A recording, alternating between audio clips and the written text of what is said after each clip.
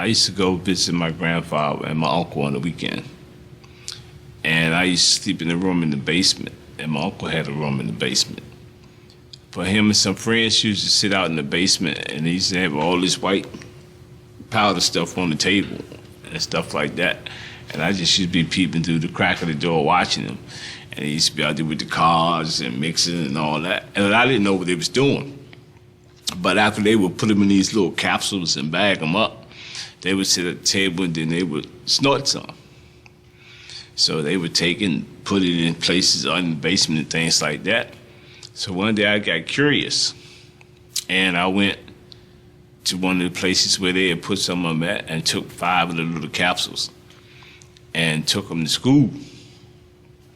And me and four other guys, 4 of my friends at school, popped it open and snorted it.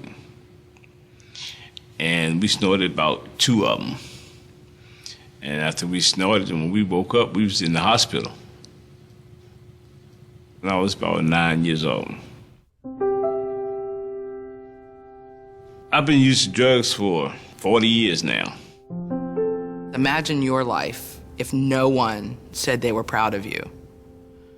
These are the throwaways. People don't want to look at the people here at Harbor Light. Oh, send them to Harbor Light, then we don't have to deal with them for 30, 60, 90 days. But we're changing that.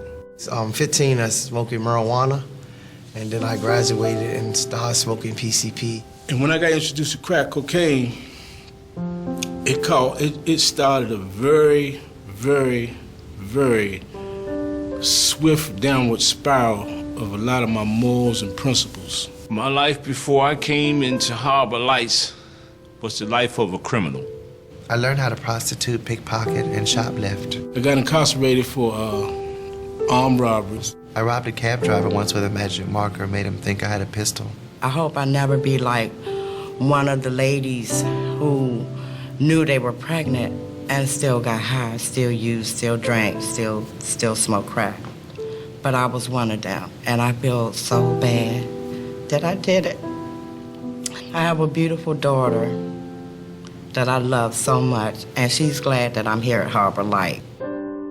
When you see how far people have fallen in their addiction, because it takes everything.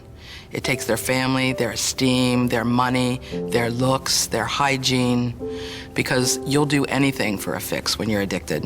And they say there's only one thing you have to change, and that's everything. People come in with an attitude, and that lasts for about 5 days. And then their whole face changes. By the 10th day, if you stay, I'm gonna get you. You're gonna be walking the Harbor Light walk. Because we walk with pride, and we give each other respect. And if you don't know how to, we'll teach you. Everybody just welcomes you with open arms. And that hasn't been happening in my life. Everybody that comes through this door has an opportunity to change their life. They can get a job, they can save their money, they can get a whole new life, get new friends, get a sponsor, learn how to be clean and sober, and set up a network of people so that when they leave here, they're surrounded by the same community that helps them here at Harbor Light. The Salvation Army is a gift. It's actually a blessing. They care. They care. It's just in their heart. They really want everybody to stay clean. But they push the information to you. Even if you don't listen, one day you're gonna catch something. And they serious about their job.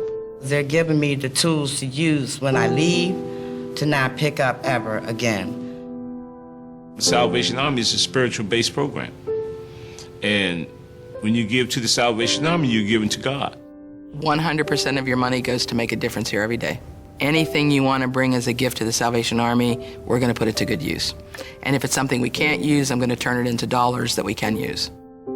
When you help one, right, you help more than one. Because in helping me, I in turn will help somebody else.